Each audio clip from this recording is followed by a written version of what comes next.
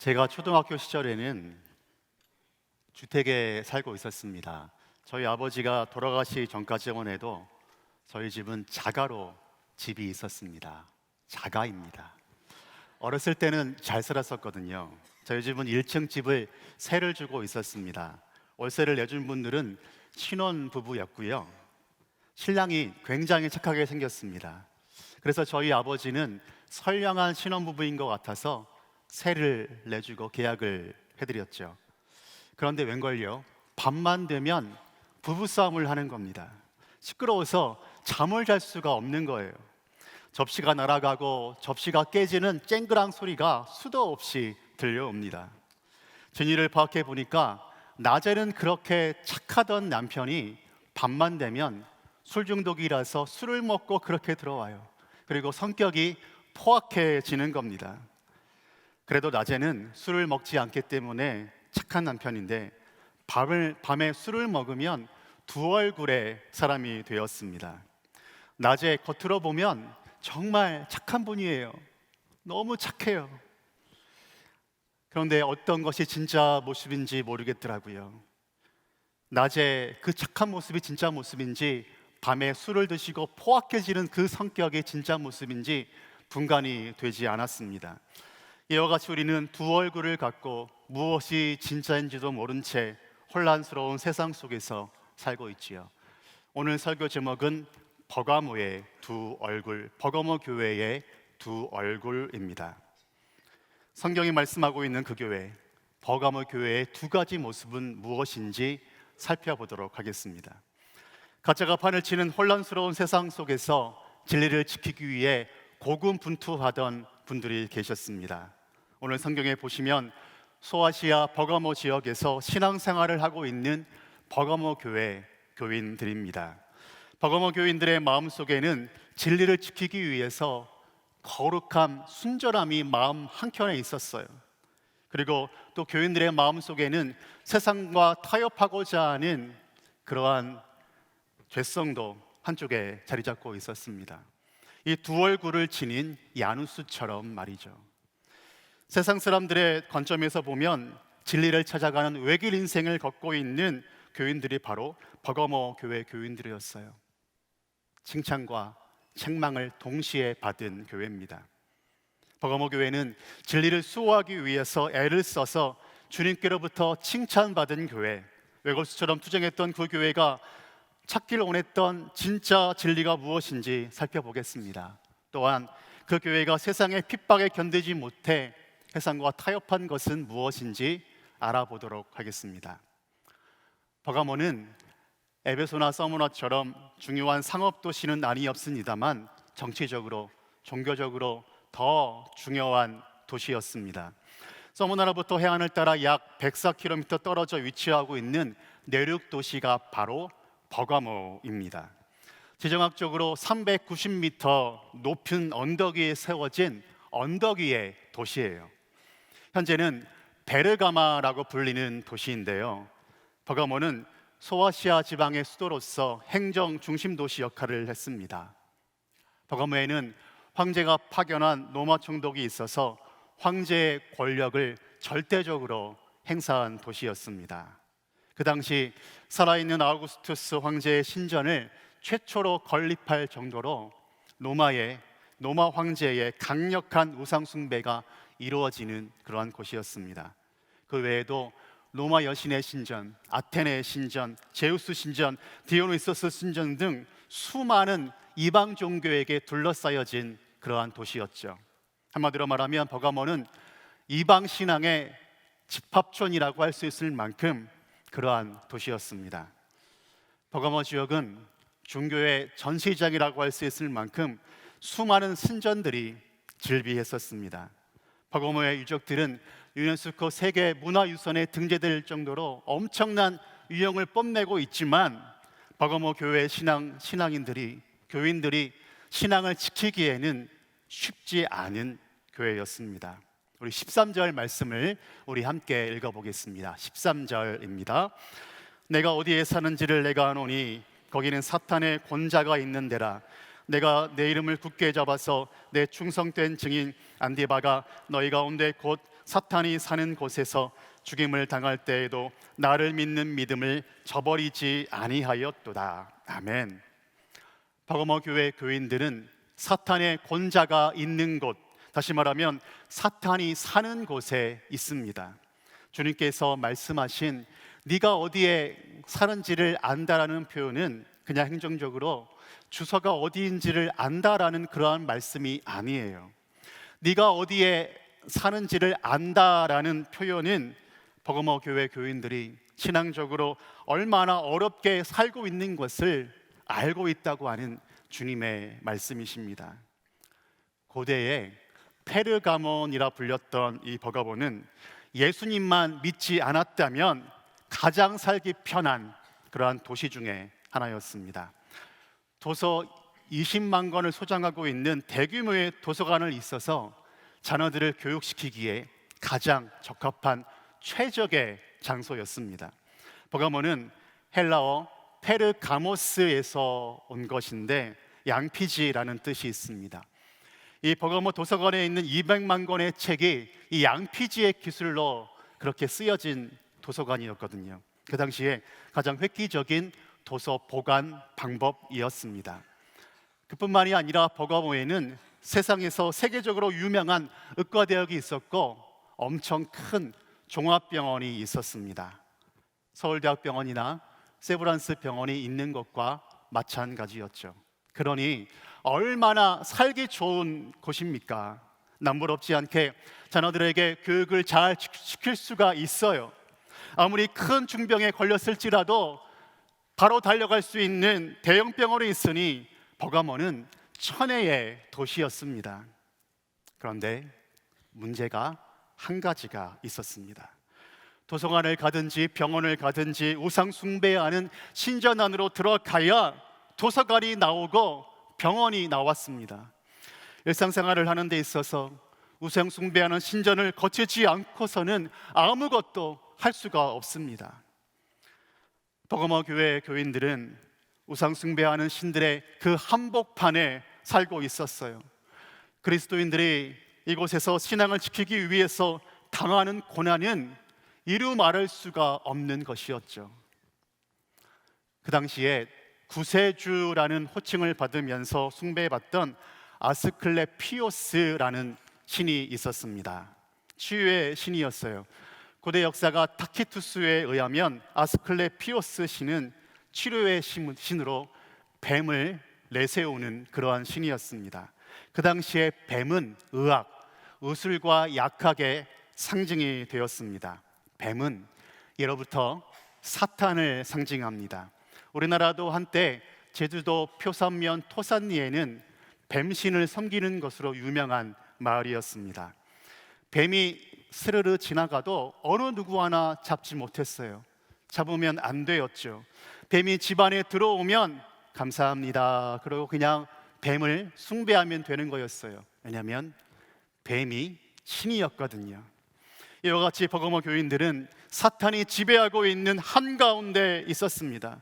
사탄의 영향력 아래에 있었다고 하는 거죠. 그러니 신앙을 지키기가 얼마나 어려웠겠습니까? 사단은 수많은 신들의 권좌에 올라가 있는 그 이 버가모 지역은 각종 우상들이 이야기하는 진리가 다 달랐습니다. 많은 신전에서 섬기는 각종 우상들은 고대 그리스 신화에서 나오는 신들입니다. 그 중에 디오니소스라는 신에게 살아있는 짐승이나 어린아이를 제물로 갖다 바쳤습니다. 신을 숭배하면서 성적 광란에 빠진 상태에서 이 제물들을 산채로 뜯어먹고 피를 마셨다고 하는 이야기가 있습니다. 그리스 신들의 비윤리적이고 비이성적인 면을 볼 수 있는 단면입니다. 이러한 그리스 신들은 대부분 부와 건강을 준다고 이야기해요. 이 신들에게는 특별한 구원론도 없습니다. 그리스 신들의 그 신전들 사이에서 우상들 그 한복판에서 믿음을 지키기 위해 싸우고 있는 버가모 교회 교인들이 있습니다. 그 중심에 충성된 증인이 한 분 계셨습니다. 사탄의 권자가 그 중심에 있었던 그곳에서 예수님의 이름을 굳게 잡은 한 분이 나옵니다. 바로 충성된 증인 안디바입니다. 주님의 거룩한 이름 때문에 순교한 분이십니다. 그러면 안디바는 누구일까요? 초대 전승에 의하면 안디바에 대한 언급이 잠깐 나옵니다. 그는 버가모의 감독으로 도미티아누스 황제 때 황제 숭배를 거부하다가 체포되었습니다. 안디바는 불에 빨갛게 달궈진 노드로 된 황소 위에 얹혀져서 처참하게 다 죽어갔습니다. 황제 숭배가 뭐 그렇게 대단한 일이길래 순교까지 할 일이었을까요? 우리 중에는 이렇게 이야기하는 분들이 있을 거예요. 그 당시에 로마 황제는 권력자고 통치자니까 예를 갖추고 절을 하면 되는 거지, 하나밖에 없는 목숨까지 바칠 일이 뭐가 있었겠는가, 답답하다. 저는 지난 한 주간에 태국으로 단기 선교를 다녀왔습니다. 선교팀은 태국의 정치계를 위해 기도하기 위해서 국회의사당을 들어갔습니다. 태국의 국회의사당을 들어섰을 때 정중앙에 서 있는 황제 동상을 볼 수가 있었습니다. 1932년도에 가장 존경받던 황제라고 하는데 국왕 동상 앞에 제단이 만들어져 있었습니다. 잠시 후에 황제 동상 앞에서 국회 공무원들이 사진을 막 찍더라고요. 저는 사진을 찍나 보다 했는데 그 다음에 이루어진 행동을 보고 저는 충격을 받았습니다. 그들이 완전히 엎드리는 겁니다. 그리고 국왕 앞에 절을 하는 모습을 보고 저는 소름이 끼쳐왔습니다.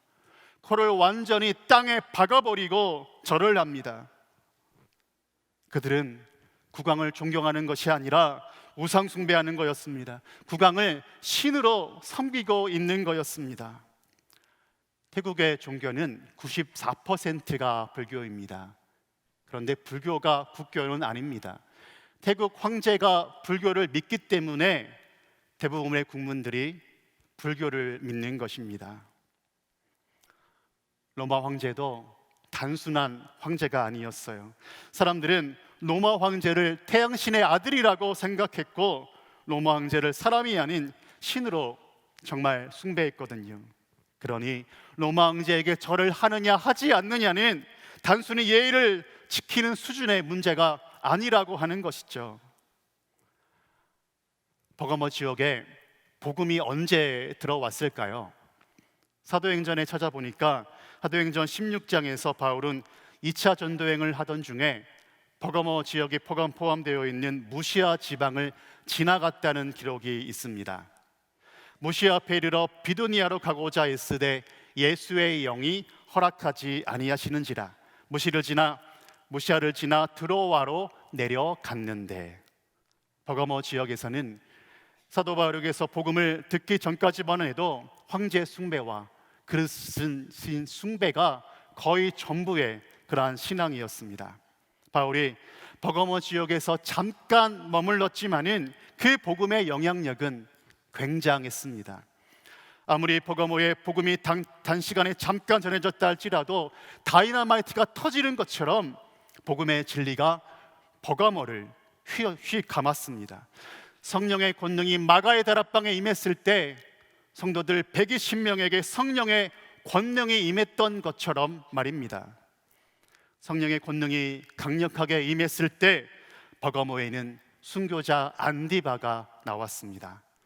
공중의 권세를 잡고 있는 사단의 영향력에 있다고 할지라도, 강력한 사탄의 권세 아래 있다 할지라도 십자가의 진리가 울려 퍼지면 아무도 막을 수가 없습니다. 저는 선교학 공부를 학부 때부터 시작해서 대학원 석사, 박사까지 졸업한 사람입니다. 제가 선교학 석사 코스를 하던 중에 비교 종교론 수업이 있었습니다. 대학원 석사 수업은 대부분 학생들의 발제로 이루어지기 때문에 저도 발제를 하기 위해서 타종교를 연구하기 위해 불교대학에 가기로 했습니다. 장신대에서 가장 가까운 불교대학이 어딘가 봤더니 동국대더라고요. 그래서 저는 홈페이지를 찾아서 동국대학교 불교학과 여자 교수님을 찾아냈습니다. 정중하게 이메일을 드렸죠. 그런데 오라는 겁니다. 날짜를 정하고 오라는 거예요. 저는 신기했습니다. 신학교에 다니는 전도사가 불교학과 교수 승려와 만난다니까 걱정도 되고 설레는 마음도 있었습니다. 저는 불교학과 교수를 만나기 위해서 불교의 구원론에 대해서 열심히 공부했고, 기독교의 구원론을 전하기 위해서 밤새 거의 밤을 새다시피 했습니다. 드디어 불교학과 교수님을 만나는 당일날이 되었어요. 미팅 시간이 되어서 불교학과 교수님 방을 두드렸습니다. 그런데 어떤 분과 이야기를 나누고 있었어요. 정각원에 가라고 하더라고요. 저는 정각원이 어딘가 가보았더니 큰 법당이었어요. 제가 전도사인데 절에서 있을 수가 없으니까 그냥 불교학과 교수님 방에서 기다렸습니다. 시간이 되어서 들어오라고 해서 그 승려인 교수님과 함께 불교에 대해서 또 기독교에 대해서 엄청나게 큰 토론을 하기 시작했습니다. 저는 불교의 열반에 이르는 구원론에 대해서 거품을 물면서 이야기했습니다. 불교는 철학에 더 가까운 것 아니냐, 불교는 스스로 신이 되어 자기가 열반의 경지에 오르는 것 아니냐, 토론을 하기 시작했습니다.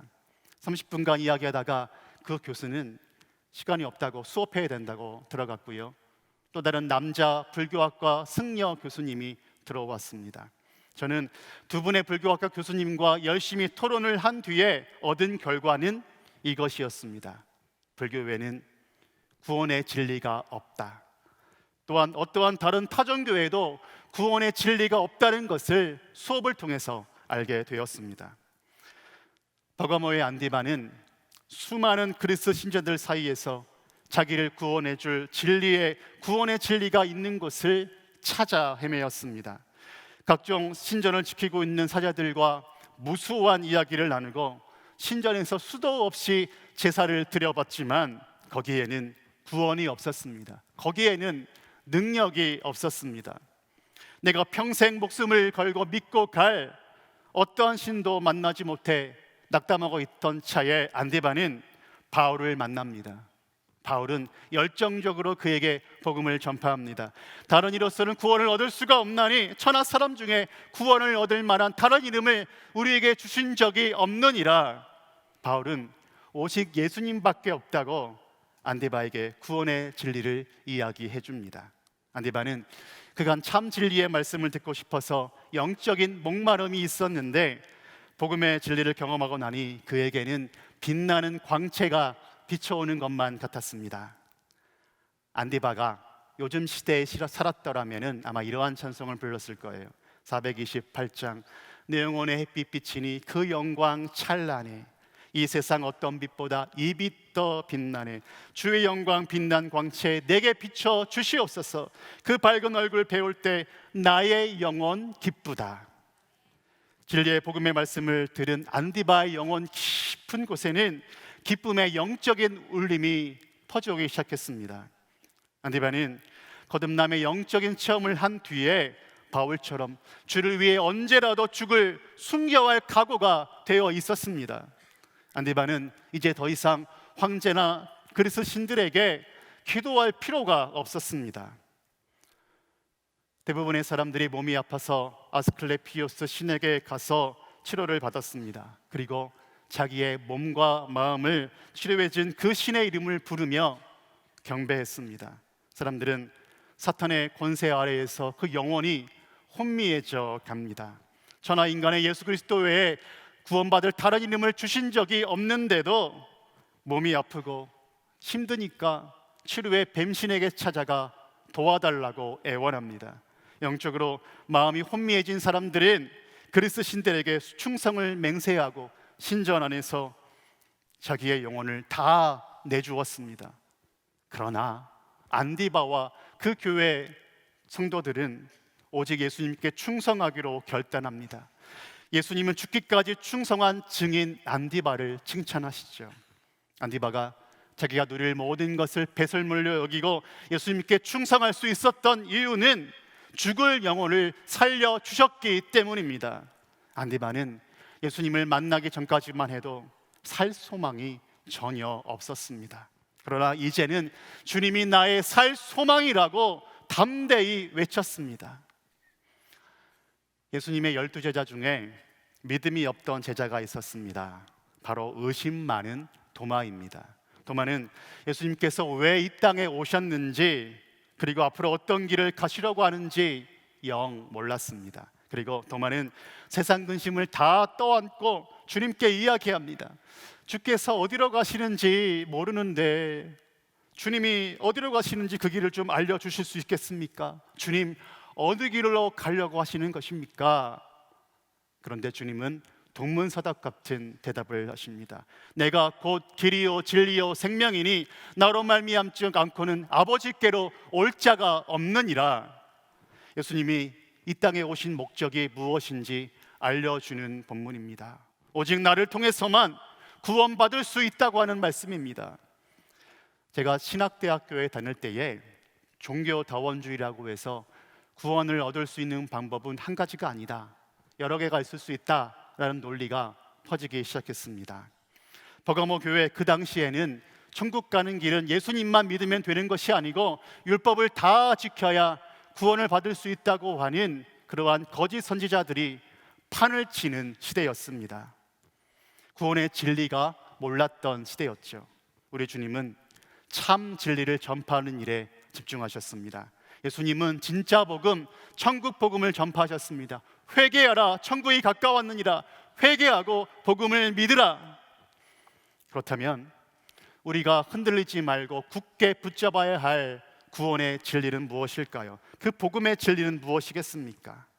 기독교의 핵심 진리 중에 가장 기본이 되는 핵심은 예수님이 유일한 하나님의 아들로 오셔서 나를 위해, 죄를 위해 죽으시고 죽은 자 가운데 살아나 구주가 되셨다고 하는 그러한 말씀입니다. 기독교가 313년에 공적으로 공인되고 난 뒤에 이단들이 교회에 더 많이 들어왔습니다. 내가 구원자다, 내가 예수야, 나를 믿어야 천국 간다, 이렇게 외치는 거짓 선지자들이 들끓기 시작했습니다. 교회를 어지럽히는 이단들 속에서 정통교회들은 기독교의 핵심 진리를 정리할 필요가 있었어요. 325년에 교회 리더들이 소아시아 지역인 터키에 모여서 기독교의 진리인 기독론을 정립했습니다. 예수님이 참 하나님이시며 참 인간이시다라는 사실입니다. 라틴어로 베레데우스, 베레 호모입니다. 버가모 교회 교인들이 붙잡았던 참 진리이신 예수님은 신성과 인성을 동시에 겸비한 분이십니다. 그 당시에 논란이 많았던 예수님의 아이덴티티에 대한 회의였습니다. 우리가 믿는 예수님이 참 하나님이 아니라면 우리는 믿을 필요가 없습니다. 우리 예수님께서 참 사람이 아니셨다면 십자가에서 우리를 구원하실 수가 없었습니다. 버가모 교회는 이렇게 기독교의 핵심 진리를 지키려고 애쓴 교회였습니다. 버가모 교회가 구원을 처음으로 받아들였을 때처럼 그 믿음이 한결 같았더라면 좋았을 텐데 버가모 교회는 믿음이 변질되었습니다. 예수님은 13절에서 버가모 교회에 대해서 칭찬을 늘어놓으시더만 14절부터는 버가모 교회에 대한 책망을 이야기하고 계십니다. 우리 함께 읽겠습니다. 그러나 내게 두어 가지 책망할 것이 있나니 거기 내게 발람의 교훈을 지키는 자들이 있도다. 발람이 발락을 가르쳐 이스라엘 자손 앞에 걸림돌을 놓아 우상의 제물을 먹게 하였고 또 행음하게 하였느니라. 이와 같이 내게도 니골라당의 교훈을 지키는 자들이 있도다. 아멘. 버가모 교회가 순수한 믿음으로 충성되게 복음의 진리를 계속 잘 지켰으면 좋았으련만 세상의 물질 앞에 넘어지고 맙니다. 버가모 교회는 두어 가지 책망받을 문제는 발람의 교훈을 지킨 일과 또한 니골라당의 교훈을 지킨 일이었습니다. 발람은 선지자였습니다. 발람 이야기는 민수기 22장부터 24장으로 거슬러 올라갑니다. 모압 왕 발락이 발람이라는 선지자를 불러서 이제 이스라엘 백성들이 요단강을 건너서 가나안 땅에 들어올 텐데 들어오기 전에 이 이스라엘 지파들을 제발 좀 저주해 주라 라고 부탁을 했습니다. 그런데 이 발람 선지자에게서 나오는 말은 저주가 아니요 축복의 말이었습니다. 하나님이 발람을 통해서 이스라엘 백성에게 축복만 하게 하신 것이었죠. 그런데 발람은 거짓 선지자였고 돈을 밝히는 사람이었어요.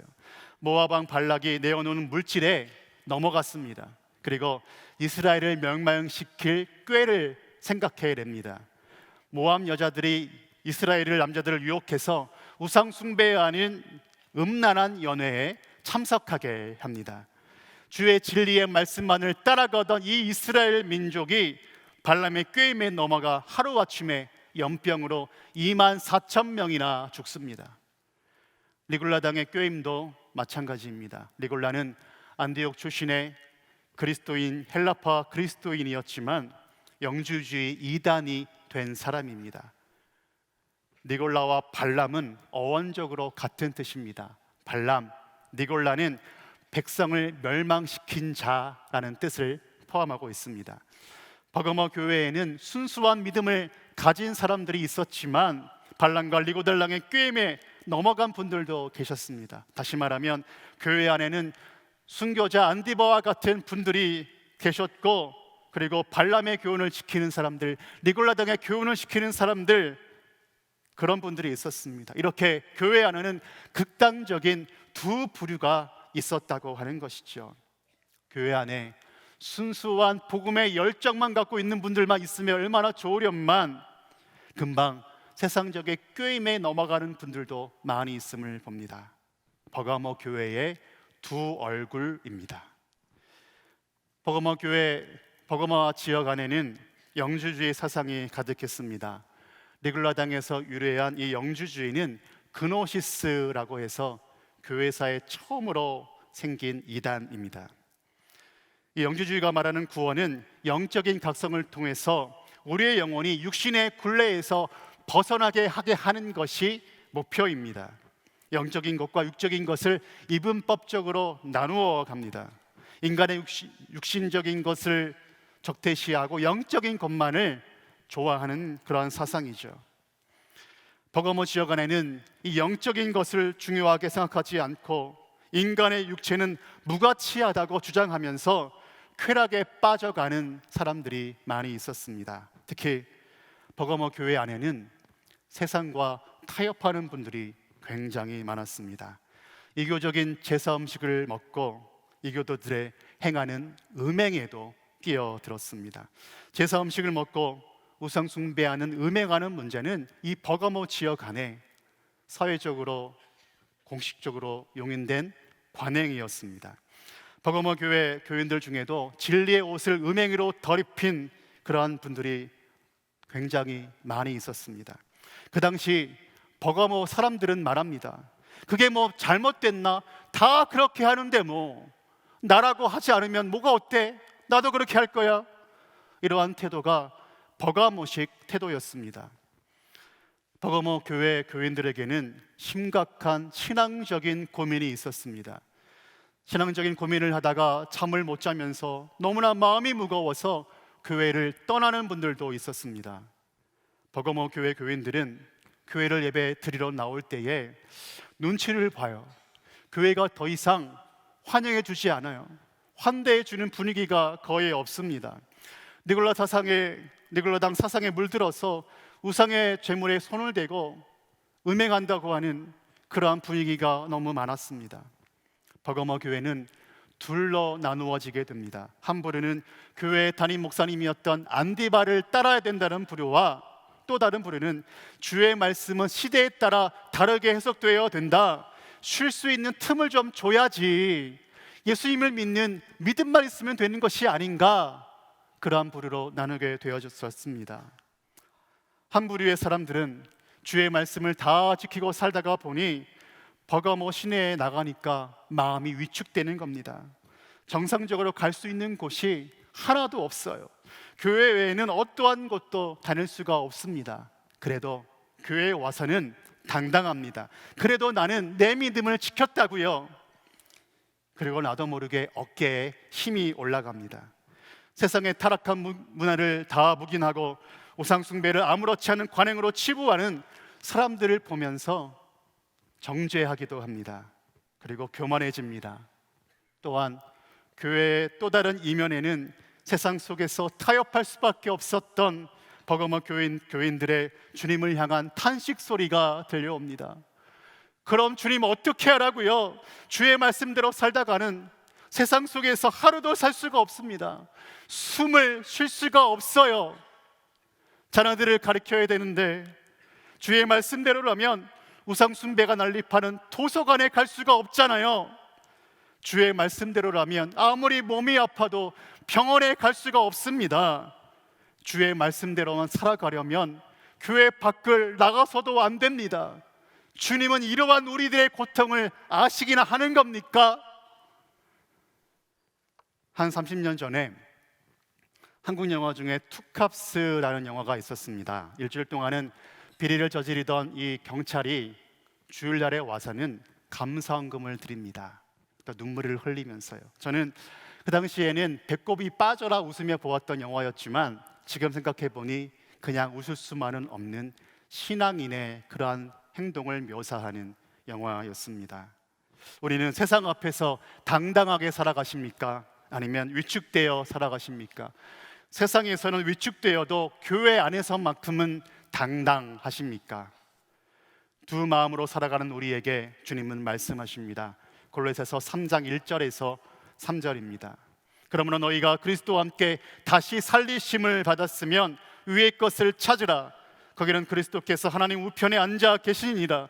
위의 것을 생각하고 땅의 것을 생각하지 말라.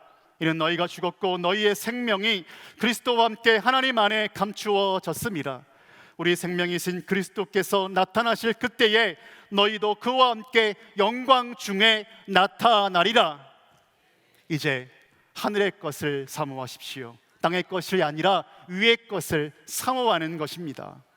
위의 것을 사모하고 끝까지 승리하는 자에게 자기의 이름이 새겨진 흰돌을 주시겠다고 약속해 주셨습니다. 갖가지 우상 숭배가 난립하고 사탄의 권자 같은 세상 한복판에 살고 계시는 우리 성도님들을 보면 마음이 아프고 마음이 짠합니다.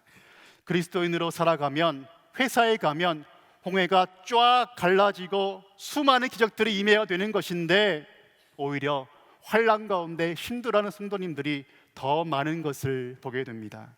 그렇다고 해서 세상 사람들과 완전히 동화되어서 살다가는 우리의 구원의 믿음까지 잃어버릴까 봐 염려가 됩니다.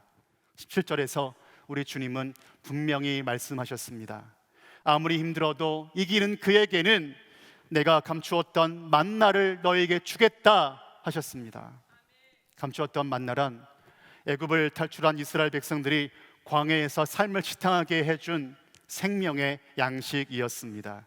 우리 주님은 요한복음 6장 35절에서 말씀하십니다. 내가 곧 생명의 떡이니 내게 오는 자는 결코 줄이지 아니할 것이요 나를 믿는 자는 영원히 목마르지 아니하리라. 내게로 나오면 큰 팔로 안아주고 품어주신다는 주님의 말씀입니다. 세상 속에서 살아가기가 굉장히 여러분 어렵습니까? 주님이 여러분의 마음을 다 아십니다. 안아주시는 주님의 팔에 안기십시오. 주님은 힘들었지, 고생 많았지, 머리를 쓰다주시면서 위로해 주실 것입니다. 또한 주님은 이기는 자에게 흰돌을 주시겠다고 약속하셨습니다. 흰돌은 세상의 환난을 이기는 자에게 주시는 천국 입장권입니다. 그 흰돌에 이름을 새겨서 주시겠다라고 하셨습니다. 얘들아 많이 힘들었지? 조금만 참자. 구원의 즐거움에 참여할 수 있는 흰돌을 너희에게 내가 줄게. 바리톤 목소리를 가진 한 청년이 돈이 없어서 대학교를 중퇴하고 보험회사 세일즈맨이 되었습니다.